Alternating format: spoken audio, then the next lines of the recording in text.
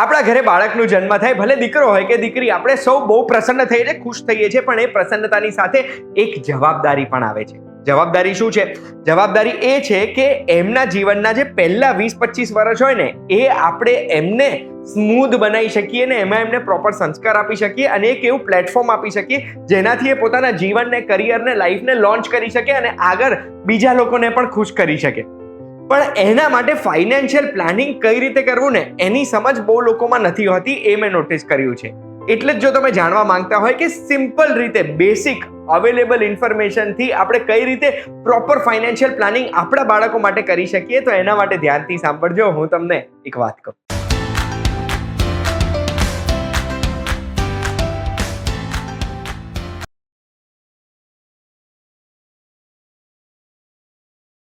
એક વાત કહું, આપનું સ્વાગત છે. મારું નામ છે ગુંજ ઠક્કર અને બાળકના ફાઇનાન્શિયલ પ્લાનિંગની વાત હોય ને ત્યારે એમના ભણતરની વાત છે. હવે સ્ટાર્ટિંગનું ભણતર તો આપણે અત્યારે લેટ પડી ગયા છે બાળકના જન્મ પછી કોઈ ફાઇનાન્શિયલ પ્લાન કરવા માટે, પણ મને 3 એવા પડાવ દેખાય છે જે પડાવના પ્લાનિંગ આપણે નાનપણથી કરવા પડે, એમના નાનપણથી. કયા? તો સૌથી પહેલું, જ્યારે બાળક 17-18 વર્ષના થાય ત્યારે એમને આગળ જે હાયર સ્ટડીઝ કરવાની છે એ એક મોટો ખર્ચો આવતો હોય છે, એનું પ્લાનિંગ આપણે પહેલેથી કરી શકીએ છીએ. બીજું, એ જ્યારે 24-25 વર્ષના થાય ત્યારે એમને પહેલું બિઝનેસ અગર સ્ટાર્ટ કરવું છે, આપણે ગુજરાતીઓ છે, બિઝનેસ સ્ટાર્ટ કરવું જ હોય, તો એ પહેલા બિઝનેસ માટેનું પહેલી જે રોકાણની નાનકડી સીડ ફંડ હોય, નાનકડી રકમ, એનું પ્લાનિંગ આપણે કરી શકીએ. અને ત્રીજું, આપણા ઘરોમાં લગ્ન પ્રસંગને બહુ જ મહત્વ આપવામાં આવે છે અને એના માટેનું પણ પ્લાનિંગ આપણે નાનપણથી કરી શકીએ, જેનાથી એક જ સાથે આપણે બહુ જ બધી મૂડી કાઢવાની ના આવે. તો આ 3 પ્લાન માટે આપણે અત્યારથી શું પ્લાનિંગ કરી શકીએ? તો ગવર્મેન્ટની સ્કીમો, અલગ અલગ જગ્યાએ ઇન્વેસ્ટમેન્ટના જે ઓપ્શન છે, ઓપ્શનોને જોઈને મેં 3 ભાગમાં ડિવાઈડ કર્યું છે વસ્તુઓ: સેફ, મીડિયમ સેફ અને રિસ્કી, જેમાં આપણે પૈસાનું રોકાણ કરી શકીએ.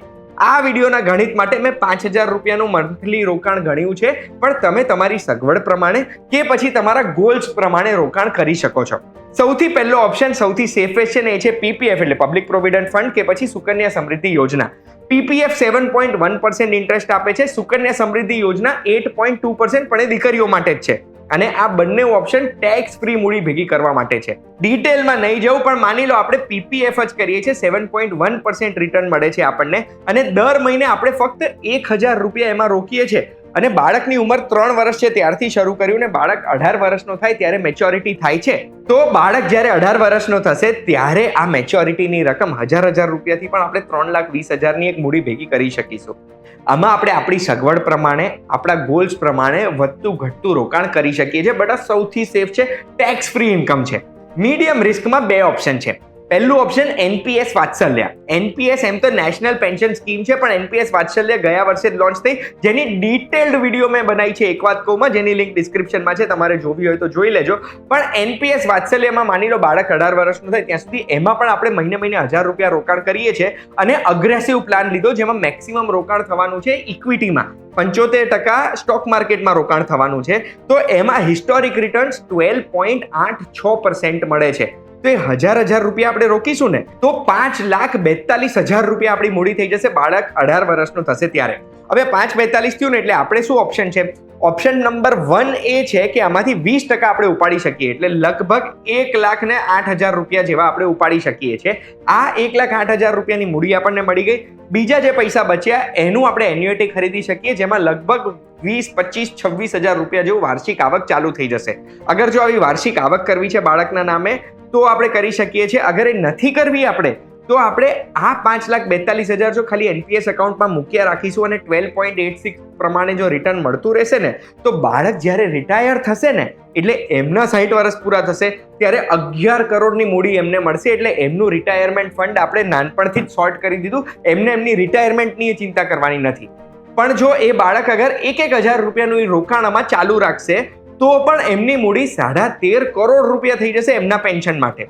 બેસિકલી એમના પેન્શન ફંડની શરૂઆત પણ આપણે અહીંયાથી કરી દીધી છે.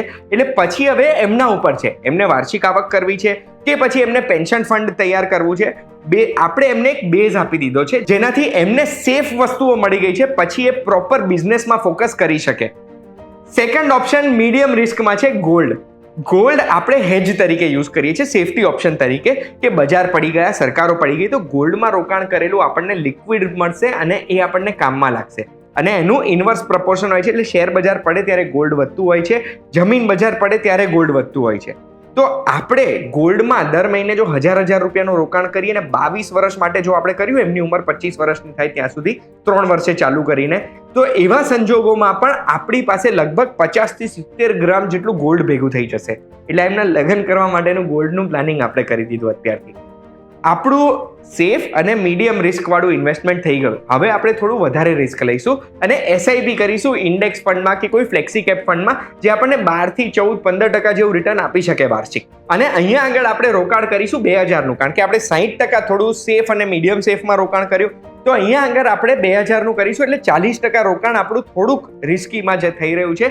કારણ કે કોઈ પણ સ્ટોકમાં, શેર બજારમાં આપણે જો ઇન્વેસ્ટ કરીએ છીએ મ્યુચ્યુઅલ ફંડમાં, તો 20-22 વર્ષનો ગાળો છે ને, એ લાંબો મોટો ગાળો છે. જે ગાળામાં આપણે રોકાણ કરીએ છીએ તો આપણને સારું રિટર્ન્સ મળશે જ, આપણે અપેક્ષા રાખી શકીએ. એમાં નાના મોટા ઉતાર ચઢાવ આવે ને, એ આપણને અડશે નહીં. હવે જો એમની 3 વર્ષની ઉંમર છે ત્યારે આપણે આ 2000ની એસઆઈપી ચાલુ કરી છે, અને એ એસઆઈપી એમની ઉંમર 25 વર્ષની થાય ત્યાં સુધી જો ચાલુ રાખીએ છીએ, તો 22 વર્ષે આ 2000 રૂપિયા થઈ જશે 30 લાખ રૂપિયાની મૂડી. આ 30 લાખ એમને બિઝનેસ સ્ટાર્ટ કરવા માટે કેપિટલ જોઈએ છે, આ 30 લાખથી એમનો લગ્ન પ્રસંગ કરવા છે, કે પછી આ 30 લાખ એમને બસ મૂડી બનાવીને મૂકી દેવું છે ફિક્સ ડિપોઝિટમાં કે પછી કોઈ ફિક્સ્ડ ઇન્કમ પ્લાનમાં, એ બાળકની પોતાની ઈચ્છા છે.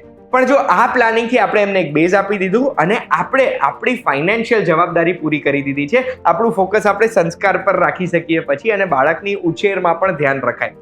આ તો મેં તમને એક ઉદાહરણ તરીકે ગણિત આપ્યું છે. આપણા ગોલ્સ અલગ અલગ હોય, એ અલગ અલગ ગોલ્સ માટે અલગ અલગ ઇન્વેસ્ટમેન્ટ તમે કરી શકો છો. મેં તમને ખાલી રસ્તો દેખાડ્યો છે. આમાં બી દર વર્ષે આપણી આવક વધે તો વધતી આવકની સાથે આપણે આપણું રોકાણ વધારી શકીએ છીએ, જેનાથી આપણને રિટર્ન બાળક માટે વધારે મળી શકે અને ઇન્ફ્લેશન પ્રૂફ રિટર્ન મળે. આ વિડીયોની માહિતીથી શું તમને કંઈ નવું જાણવા મળ્યું? તો બસ આવી જ માહિતી માટે એક વાત કહું, જોતા રહેજો, આપણે ફરી મળીશું.